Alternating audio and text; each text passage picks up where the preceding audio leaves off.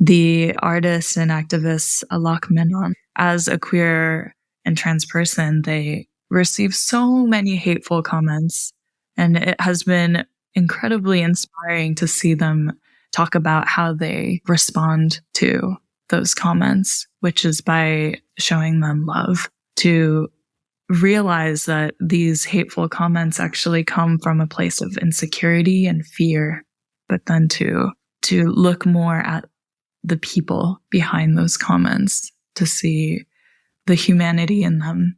A challenge, but is, I think, the right thing to do.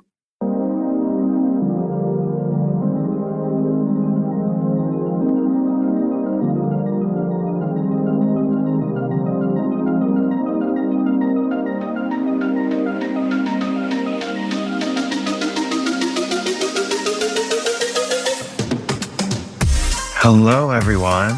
My name is Stephen Wakabayashi, and you're listening to Yellow Glitter, mindfulness through the eyes and soul of queer Asian perspectives. This episode, we're joined by our returning extra special guest, Haruka Aoki. Haruka Aoki, she, they, is a queer Japanese artist and poet-illustrator who is local to Lisbon, Portugal, New York City, and Kamakura, Japan. Their debut picture book, Fitting In, was published by Sky Pony Press in 2022. Their narrative artwork, often featured in publications including the New York Times and the Washington Post, aims to inspire individuals with both wit and sincerity as their hand-drawn characters engage in the world around them. Welcome back, Haruka. Hello, Stephen. Thank you for having me again. Yes, I'm really grateful to have you back. And it seems like you just had an adventure over the past year in Portugal, right? Oh, yeah. Yeah, definitely an adventure. I fulfilled a very long-held dream of 7 years of moving to Portugal from New York City. So it finally this year it happened, and it's been fantastic. And when you just mentioned adventure, I thought, well, actually, I had this other adventure of almost 3 months of being back in the States, which was so surprising. But my work brought me back to the States, and now I have fully returned to Portugal as of a week and a half ago. Yeah, so that must mean you really must have enjoyed Portugal, Lisbon, right? Oh, yeah. What made you want to go back? Oh, well, everything. The slow life here in Portugal is really something that speaks to my heart and my soul. I feel truly that I've come home here, not just to my house or my apartment, but the land here feels like home. And one of the things that I wanted to mention is that I think it was now 8 or 9 years ago when I saw this seer, so a spiritual person who can see into the past lives of people. I talked to her and she said, "Oh, you actually used to live in Europe and you were a paint mixer there." So when I heard that story from her, I thought, oh, so in my past life, I used to live in Europe. Interesting. And now it makes a lot of sense. Now being here in Portugal, I truly feel like I've come home. Was that reading in New York or was it in Portugal? Yes, it was in New York, and it was my mother's friend who is the spiritual seer. That's kind of awesome. On the side, I need to get that detail to do it too. I'm super into that stuff. Yeah, me too. It actually even related to my relationship with my partner right now, and in this life, I should say, where when we were dating more than 10 years ago now, I always would have this bittersweet feeling towards the beginning of our relationship when I was so happy to be with this person, be with my partner, I would also have this tinge of deep sorrow. And it turned out that in that previous life of mine, I think that was about 400 or 500 years ago, I was a man with a lover who was also a man, and we had to part ways. I apparently loved him very, very much, but we had to part ways because of his work. I think he was a sailor or he went out to sea, and I never saw him again. But the beautiful thing is that I took care of his child. So I continued to live my life in Europe with his child. So we got to share that wonderful child together. Of course, it's such a sad, sad story, but it's also a beautiful thing. And sometimes now, having heard that story of my past, I understand, maybe that's what it was, that painful feeling I had even when I was so joyful in my current life with my partner. Wow. That is so fascinating. Just with all that stuff and insights, how has it been like to live in the present moment, but also kind of living through these like past lives in Europe with your time there? I feel like I'm reconnecting with that person from the past. It feels like my soul is fuller. Like I'm trying to kind of understand this other side of the soul that I haven't seen. So that has been very comforting, actually, to walk around here in the streets of Lisbon and think, maybe I was here before. And when we were talking about and brainstorming this episode, I think you shared something really fascinating about your time over there in Portugal, which was around the concept of traveling, gentrification. Could you share a little bit more about maybe some of your insights that were coming out during your travels there around these topics? Yes. I think sometimes the best way to see or understand a city is to see what's on the street and what we call quote unquote graffiti. It's interesting to see what people are tagging on the streets. You can kind of see the voice of the people come out on the street. And what I'm seeing is a lot of talk about gentrification, about people feeling pushed out.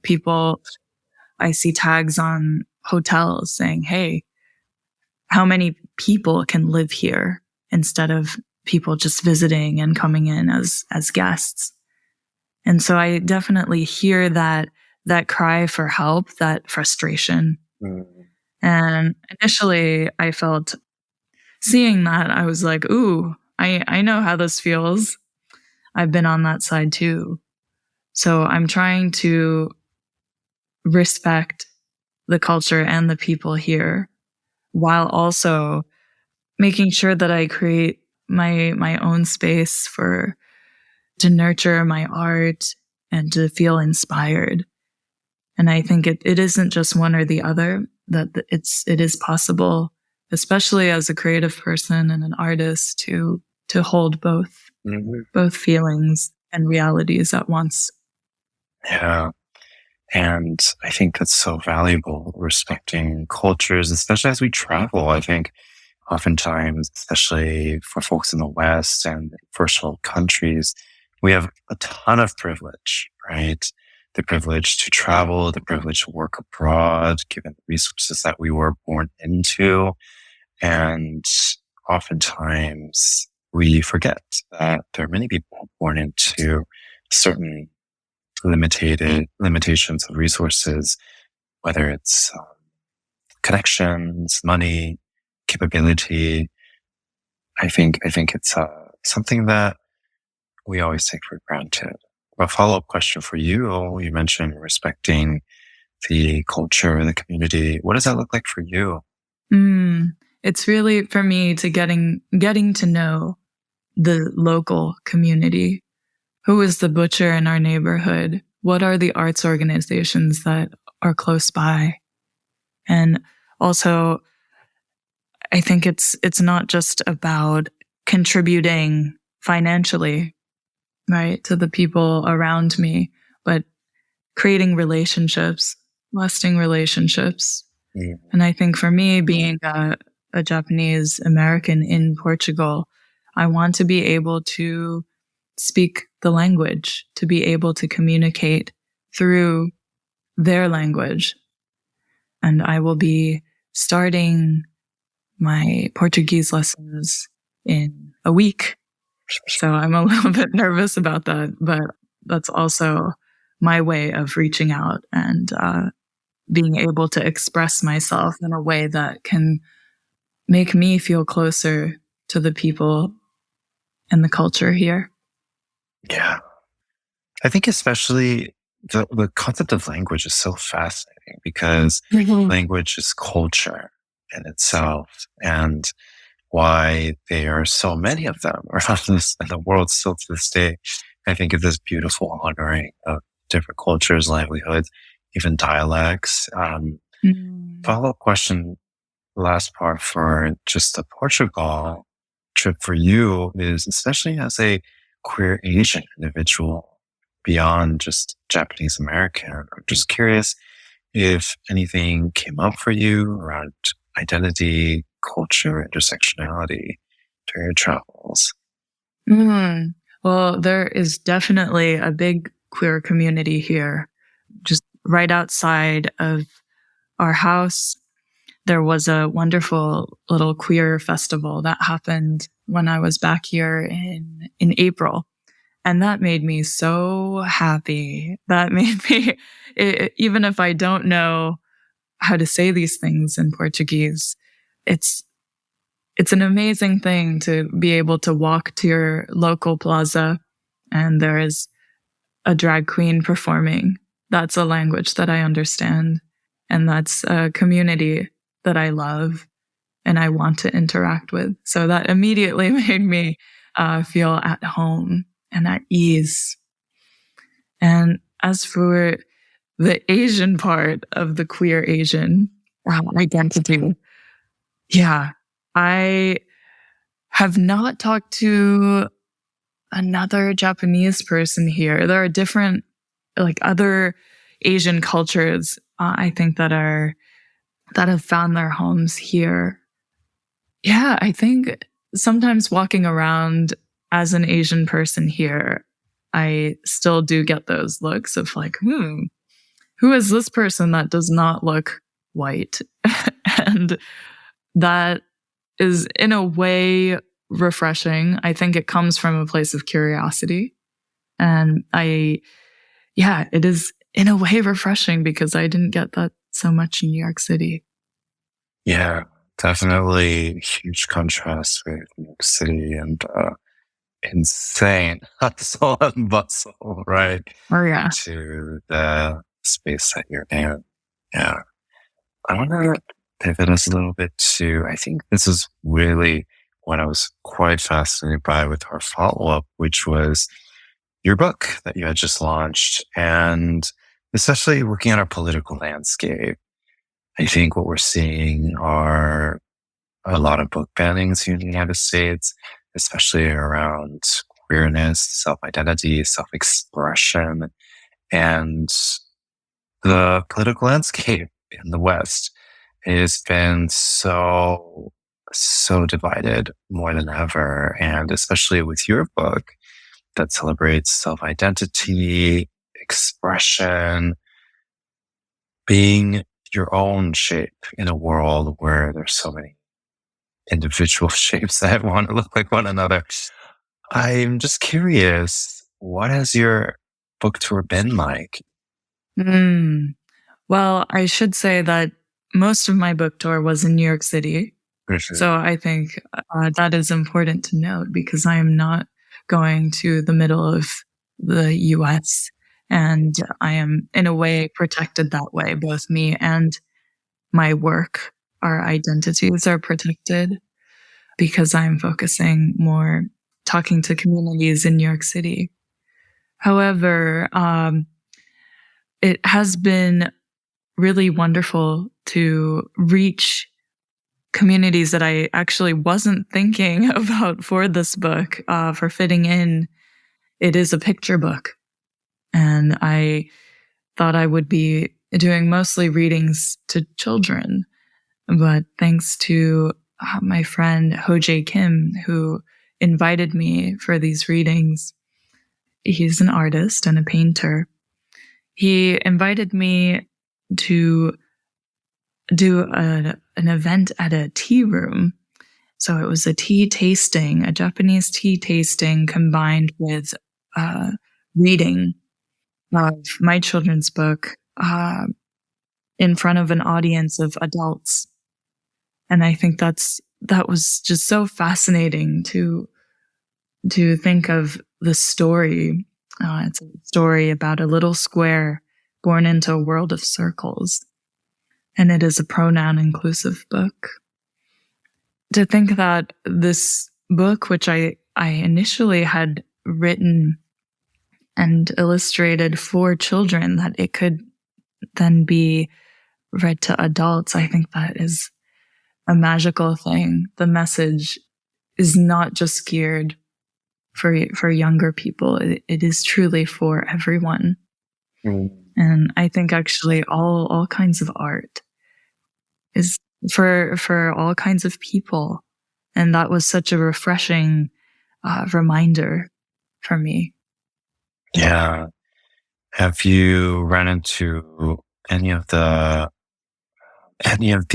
difficulties around the self-expression of the book?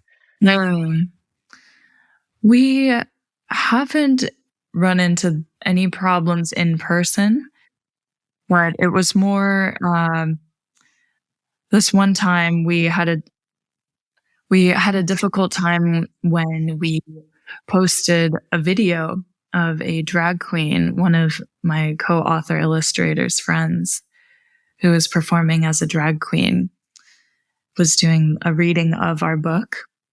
And we had gotten very, very negative, nasty comments. And that was really hard, even though that was in this digital space where perhaps you don't see the people attacking the work or attacking you. It was still so hard.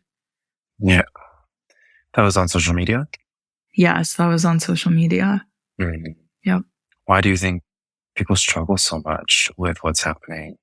Especially with these books, right? It's quite fascinating how you're sharing your experiences where it seems like if you're reading it, if somebody else is reading it, it's not a big issue. But for some reason, people just really struggle with, especially with drag queens reading books, or even certain types of books. But just curious, in your opinion, what's coming up for you when you experience these things? Yeah, I think it's like the insecurity. You kind of see this greater insecurity that these commenters have within themselves. And I know that the artists and activists, Alok Menon, I think their name is. Yeah. They talk about this a lot because they, as a queer and trans person, they receive so many hateful comments.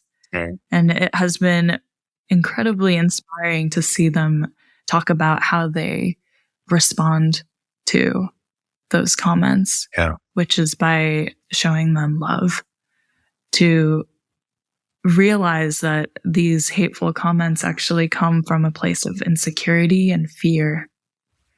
And I definitely have to remind myself of that sometimes because the comments themselves can be so painful.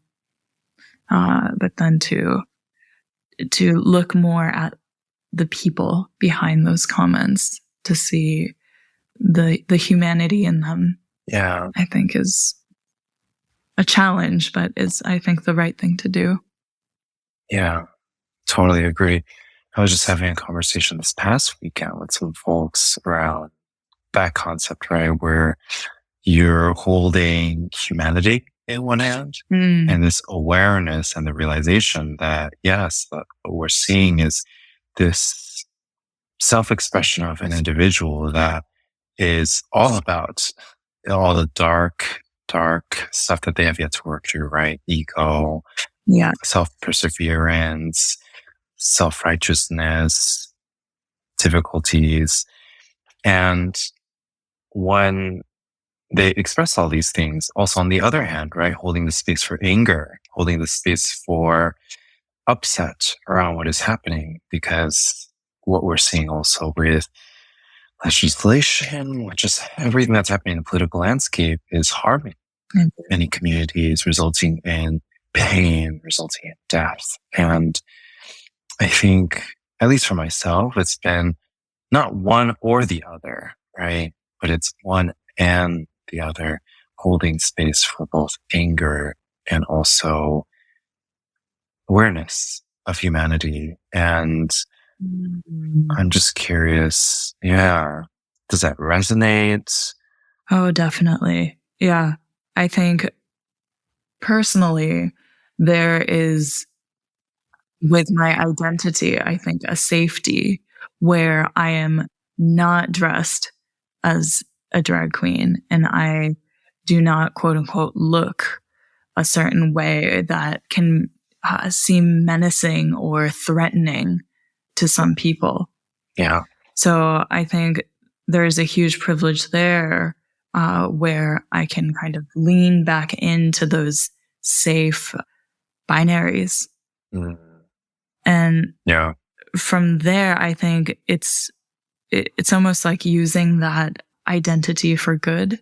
I think it's really important to be able to then create a home or a safe space, a warm, loving place for those people who are being attacked. And I think that's one of the things that I want to do and hope to do with my artwork and just as a person, being able to create those spaces for the people who are being attacked. Absolutely, so important. I think we see, where everything that's out. And there's also this discussion where what we see in the landscape, some people ask, well, are things worse than ever, right? Or are things improving? We're just not seeing it. Mm-hmm. And my take on it is we're more connected than ever through social media, through podcasts, through content. And I think there's not really much room to hide if anyone is really connected to the internet or any digital means, right? And so I think what we're seeing is really just everyone and everything about everyone and just seeing behind it too. I think with that, my mom always has this great adage that the things we struggle most with other people and sometimes the things we hold on to the most with, sometimes we get annoyed by people, the behavior, they have anger, sometimes things that we have yet to discover and learn more about ourselves. Ooh. Yeah. And when it comes to like the identity and self-expression, the adage, if we continue it, is really for so many people who are so angry with the freedom of self-expression. Yes. Breaking away from binaries, all these things are all facets of things that they are struggle and have difficulties with, right? With that reflection. And others because they have yet to realize it within themselves. Yes. So very true. Yeah. And I think I experienced this today, things still make me uncomfortable and sometimes the urge is to blame it on that other person or that other thing when things seem to like overwhelmingly beautiful, really, or overwhelmingly free. Sometimes I can feel like, ooh, like, is that too free? Like, is that too flamboyant? Is that too XYZ? And I think that's the perfect point to then pivot and be like, ooh, that's actually something inside me. Let's take a step back and see what that is. Yeah. Yeah. And everyone and everything is a mirror. Yeah. Right.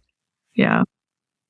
Or the things that for me too, same, where when I now reflect on things that I hold on to, if someone did something specifically that just burrows into my mind, yeah, I ask myself, what is this reflecting? And what about this is so sticky for me? I'm wondering, Stephen, what is like a way to step back? Like, do you have any ways to do that? Like journaling or taking a time out of your week to reflect, or ways of reflection, really? I think sometimes I have a hard time figuring that out. Good question. So I think a big part of that is reaction, right?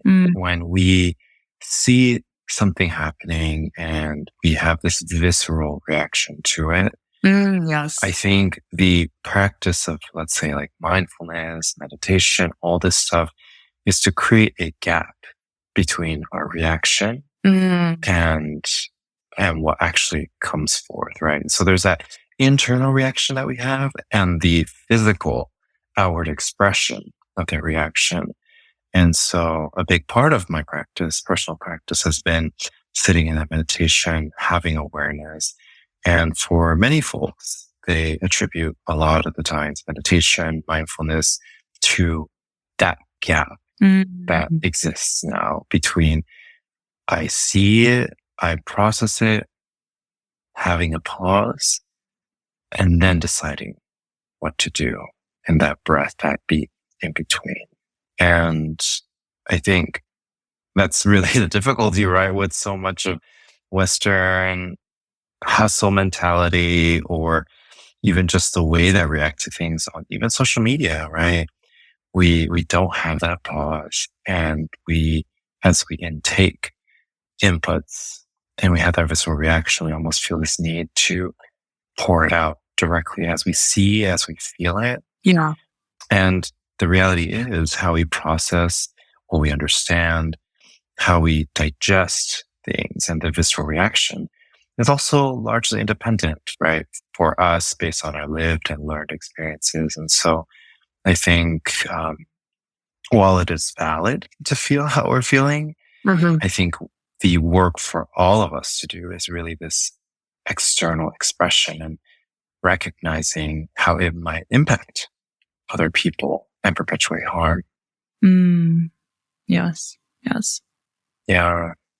And I always ask myself, when there is a reaction that comes out, and then maybe I have this immediate visceral reaction physically, right, on the outlet. I'm like, I'm like angry, my voice hastens, my heartbeat, maybe I articulate it verbally.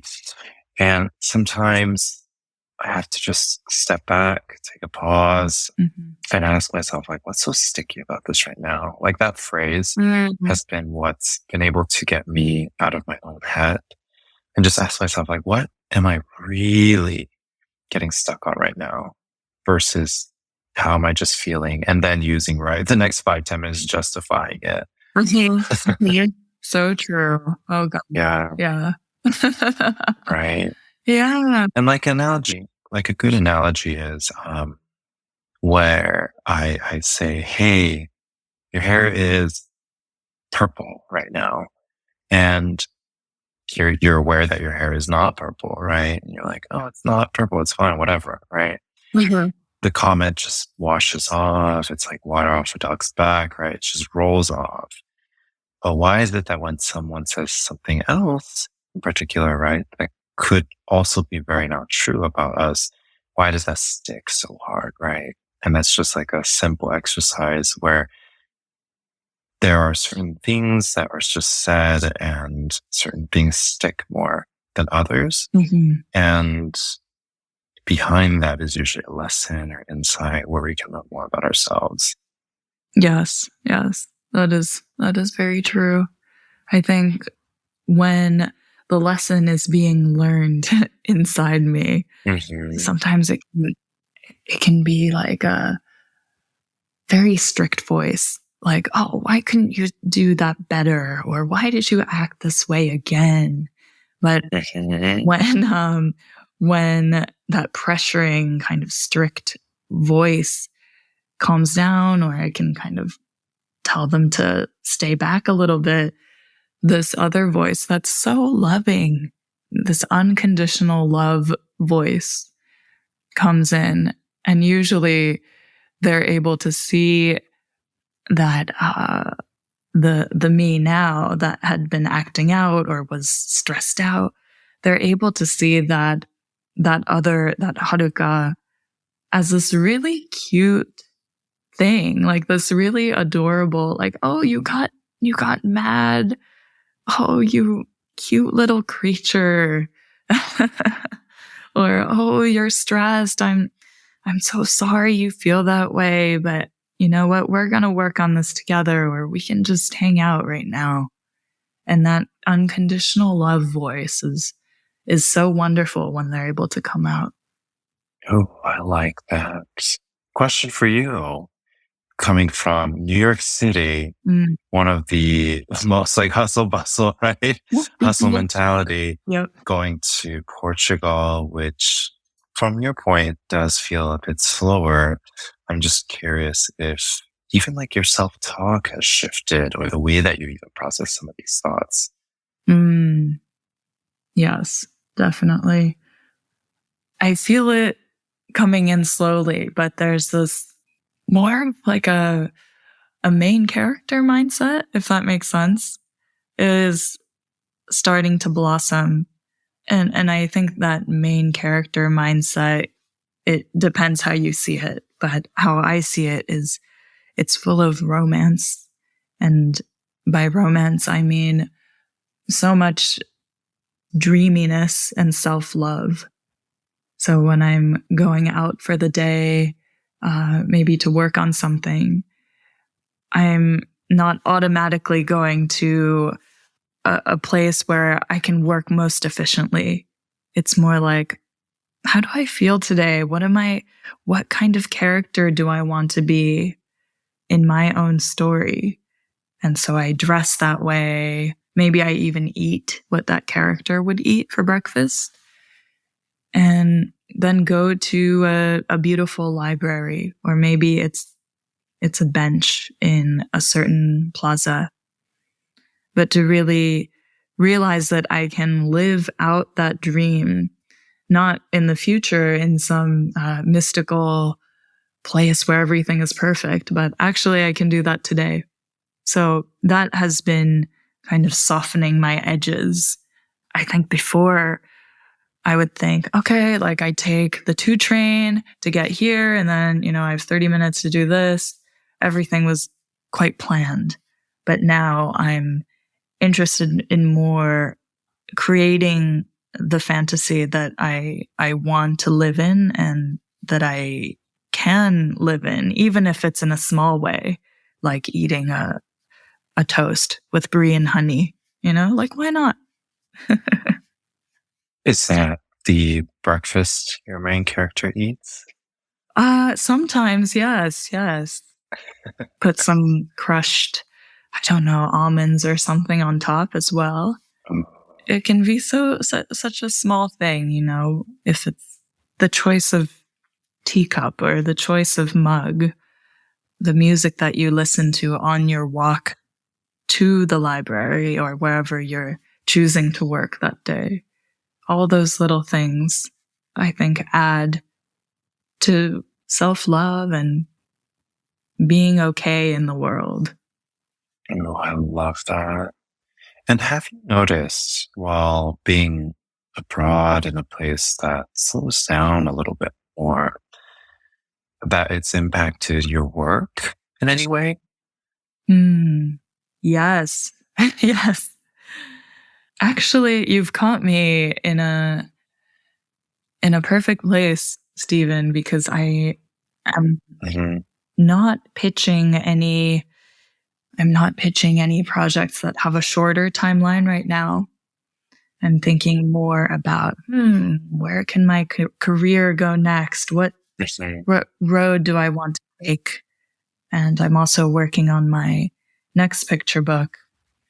And that is also a long stretch of time that picture books take. It's about a year or two usually that it would take. So all of these longer projects are coming into fruition, or I'm beginning on that journey. And as for the actual artwork, that has been changing as well. Much softer, pastel colors, wanting to create more on paper.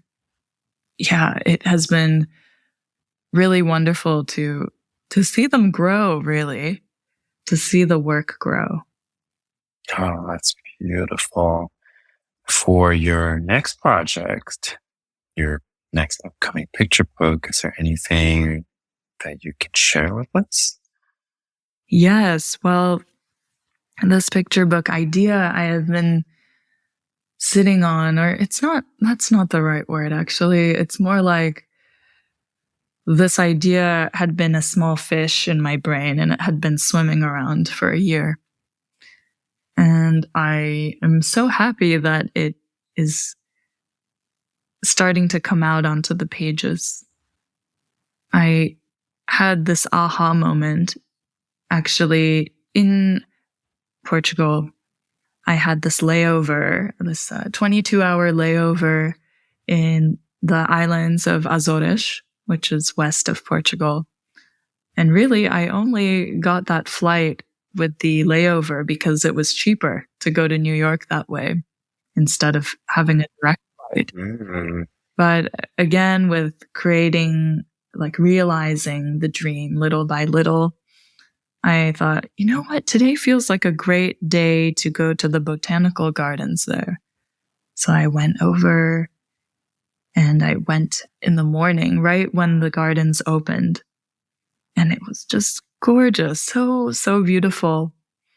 And that is where my character for the next book, Luca, was born. It really, really helped to go there, to feel the ocean air and kind of understand where this character is from or loves what they love to do. So it really helped to, take that little mini holiday of 22 hours. And it's just surprising what kind of inspiration can come up when you let yourself be open to what the world has in store. That's exciting. And it's about, just like my first debut book, which I wrote with the wonderful John Olson. This one is also very much about loving one's inner self and believing in oneself. It's about this character that is this humanoid creature with some ocean element. Mm-hmm. Yep. And I think they will be based in the desert, actually. So lots of, gorgeous landscapes. I love it. I love it. And I think in our last conversation, you had a lot of things to share around the manifestation of creatures and manifestations of elements that I'm starting to see and shape out, which is quite fascinating. Yeah, I think it's just amazing when you allow yourself, like surrendering yourself to various places and ideas, what can grow there. Mm-hmm. Because when you surrender yourself in some way, you're giving yourself to that place or that idea. And I literally see, like, I imagine myself picking a seed from my soul and then planting it there. And who knows what happens, right? Like, depending on where you are, who you're with, how you're feeling, that seed it changes. And what grows from that seed changes too. Mm-hmm. Right, kind of excitement of, what's going to happen is so wonderful. I think that's sometimes truly the joy of living here as a human. Yeah. And also, I think that reminds me, you had a project recently, right, with the New York Times that was pretty big Hmm. that you had published this year, was it? Yeah, it might be. So I did my 5th project with them. Mhm. The most recent one was about block parties. Yeah. Yeah. And you had beautifully illustrated all of these different photos of the magic of block parties. And what's so fascinating is I've just been dipping into Brooklyn more often, time and time this past year. And the beauty of maybe some of these unofficial block parties, right? Where people just congregate, play music, are out celebrating. Sometimes you don't see it as often in Manhattan Mhm. with the inundation of tourists, but it's just so beautiful to see this artistry of music, collaboration, dancing, and celebration. Going back to like, despite what we see in the world right now with so much hate and intolerance, that I think innately as humans, we just want to love, Yeah. we want to caress, and we want to be in community, Mhm. right? And, and it just seems like block parties are such a manifestation of that. Yes, I think so too. They are so fun. And it's just like a party. Like it is truly a party. And to be able to do something like that, to organize something like that, and to participate in a block party is again like the beauty of being alive and being a part of this world. And actually, I remember when the first year that I organized a block party with my neighbors and my partner, we had one person who was very against it. They talked to me for about 20 minutes, kind of raging about block parties and how they're dangerous, how it invites people who are loud and difficult. It was really surprising to me because, I'm trying to go in with good intentions. But then to meet this person who was like, oh, definitely not gonna add my signature to your list. Like 100% hate this. But thankfully we had other neighbors. Most of our neighbors were very much in favor of having a block party. So we got all the signatures that we needed. And later on the day of the block party, we see the guy that was very against it. And he and his, I think it was his grandkids, were having a blast. They were really enjoying it. So, of course, I think when that happens, there's a little bit of my heart that was like, oh, come on, like you were so against it. But then later, I was like, oh, I'm glad that he's having a great time. And, sometimes we don't understand how great things are until they happen, until the example is truly in front of our eyes.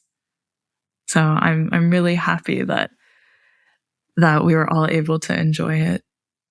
Yeah, that's a cute story. And I think it's like in there, there's so many lessons, and at least one that resonated with me is this fact that we the unknowing is scary, right? Mhm. Not knowing something, and we create these image and constructs of it around maybe our past experiences, things that we read, things that we were told, right? But there's nothing more enlightening than just simply being with it and being open to the unknown. And in your case, being open to these experiences of the block party that may have been a little nerve inducing in the beginning, but then sitting with it and experiencing it and realizing it's actually joyous. It's exhilarating. It's beautiful. Yes.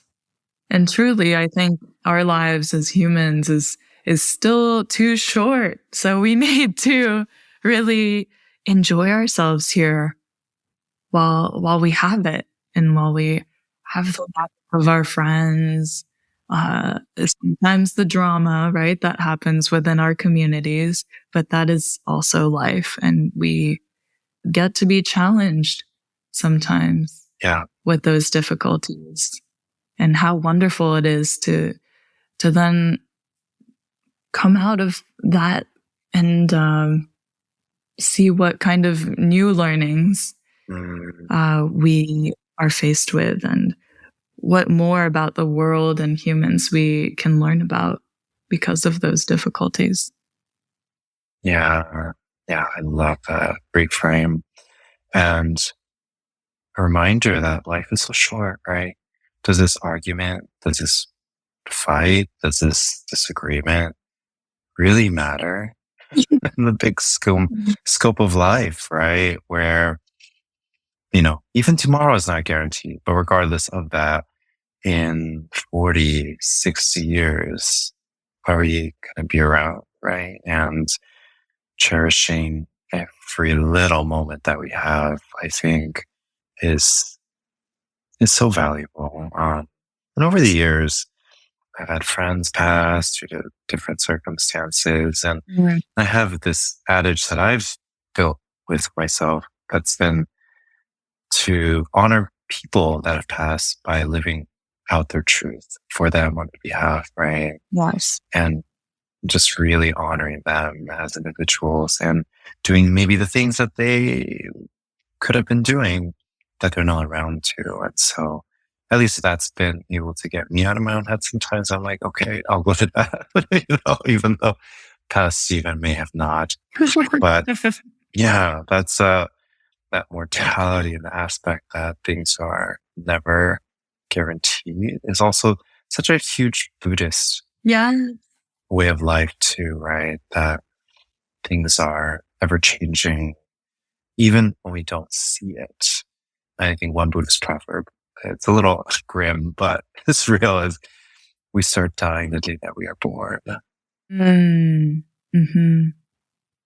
Even though in the beginning, it does appear that we are growing, right? Thriving, but we actually do begin the cycle of death, right? That's that we are born, that there is this point in which ourselves, our body, our physical aspect of self, right, just simply moves on, right, into the next stage. Yeah. It also reminds me of the quote by Martin Luther, who said, even if I knew that tomorrow the world would go to pieces, I would still plant my apple tree. And it does feel a little bit weird that I'm quoting like Martin Luther, who is like a German priest from the 16th century. However, there's inspiration everywhere. Yeah. And yeah, I totally am that kind of person. Definitely planting apple trees at the end of the world. Oh, I love that. You and me both. Yeah. Invite me. We'll be planting apple trees together as the world. Exactly. In a ring of fire where we're picking some apples. We'll be enjoying fruits of our labor. Yeah. Yes. That last bite is going to taste so good. Exactly. Oh, so coming up in this new year, what are you thinking about manifesting? Aside from the book launch and release and the creation, is there anything else that's coming up for you as intention setting for the upcoming future? Yes, when I do intention setting, it is definitely, the intention setting is done with intention. And I feel myself going kind of back to my roots, my initial roots in fashion, fashion is a beautiful thing. It's transformation, it's self-expression, it is also community. And I would love, love, love to collaborate with brands, especially luxury brands that really are good at creating dreams and beauty. And also, hopefully, their products are also that way, where it is good for the planet or it is made with care. And those are the people and the worlds that I would like to collaborate and be in. Oh, and also luxury doesn't have to be just financially, right? Like luxury is very much, I was just thinking of TikTok. It's almost like a way of life, a way of intentionality. Yes, You can even make anything luxurious, definitely. Yeah. And what's interesting is that so many of these so-called luxury products, they happen to be very old ways of making, like linen or silk. We've been creating those types of products for many, many, like hundreds of years. And I think it's interesting that luxury is not like this moon cloth. It's actually stuff that is very much from the land, and it takes time. And it's been loved for ages by so many people, and it's been working for so long. So to me, that is truly what is luxurious, and it's something that lasts a long time and that we can love for a long time. Love it. And we are coming to the near of our podcast, and a few last questions for you. The first one being, what lesson or insight would you like our listeners to take away from our conversation, or just where you are in your life right now? Yeah, we talked a lot about dreaming and intention setting with intention. And a lot of that, I want to say, is true. I love to encourage people to not just think of a dream as something that, maybe one day I'll do it. That seems so far away. But, maybe well, if you truly want that for yourself, my advice is to dream with specificity. Dream with specificity. Can you imagine yourself maybe at a cafe with a silk scarf? In which city are you? Who are you with? What time of day is it? What are you working on? What is that dream thing that you're working on? Where are you going next? Like, do you have a date with someone? Do you have a show to go to? Maybe front row seats to something.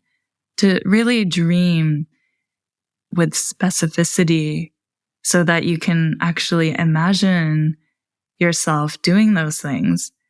And then once you have that dream set in full color, in high definition, you can work back from that and think, ooh, how did I get there? How did that wonderful me get there? And to think of those strategies like, oh, okay, so me in a year is getting front row seats at some, a fashion show, let's say, or a concert. Well, how did I get there? Oh, okay, I maybe connected with these people who are in that industry, or maybe I booked a job with them.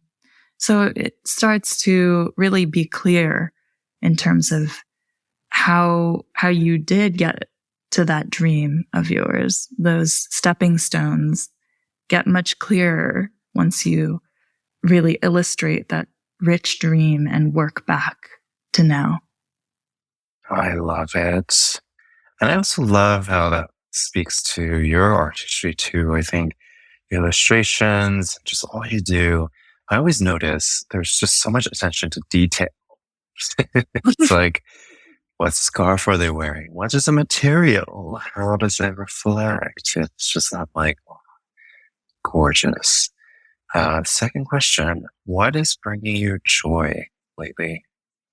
So my friends have been giving me so much joy lately. They inspire me so much. The dedication to their craft really, really inspires me. And on top of that, their kindness. I recently stayed with a friend. She is a novelist, Grace Liu. We were in Brooklyn. And wow, just every day we would have these small but beautiful interactions, whether it's working together at a cafe, outside under some apple trees, actually, and both of us working on our craft. She was working on her novel, I was working on some illustrations, and just this beautiful stretch of quiet time where we can really trust in each other's friendship and respect that we have for each other, while also in the evening, just laughing our butts off, talking about our college years and some of the pretty stupid things we've done together, but just laughing and having a great time. So I just am so inspired by artist friends who create time for joy and realness and their craft. Beautiful. Anyone you want to shout out in particular? Yeah, so I was with the wonderful novelist and poet Grace Liu, and recently I've been hanging out with a very talented pattern designer from Canada, Elizabeth Olwyn, who's also in Lisbon, which is fantastic. So we were able to do some cafe dates that then turned into lunch dates. It just keeps going. When you have so much fun, the conversation just stretches out into the afternoon. And I think also lately, my friend, Dr. Anthony Ureña, who is a sociologist currently at Rutgers University, he is such an inspiration to me. We talk a lot about manifestation and reaching for the stars. So those people have been just wonderful, wonderful friends. Beautiful. And then lastly, but not least, if people want to reach out to you. So they can find me on Instagram. I am The Cosmic Haruka. And my website is my name, harukaAoki.com. Wonderful. And if you want to learn more about Yellow Glitter, you can visit our website at yellowglitterpodcast.com or find us on social media, Yellow Glitter PD. Yeah. And also, if you liked our episode, feel free to give it a review. Reviews are how we get discovered on Apple Podcasts and other podcast platforms. And so give us your thoughts if you enjoyed this episode with Haruka. And I really enjoyed this conversation. I think we touched on so many things, and I also love your presence. And whenever you have a response to any of the questions, I also notice a lot of just intentionality, your words, your answers. And I think I'm already seeing a ton of Portugal's influence in you as a person, as a friend. And so I appreciate you being back. Oh, I appreciate you too. I love you very, very much. Thank you. Likewise, in our conversation, hopefully, listeners, you take a lot out of this, and maybe it's that opportunity to go travel, go see something new, set up a bit more intentionality with your work, voice, your action. And so with that, our podcast now comes to a close. Thank you for listening. And we hope your day can be just a bit more mindful, a bit more intentional, and a bit more joyous. Thank you. Till next time. Bye now. Bye.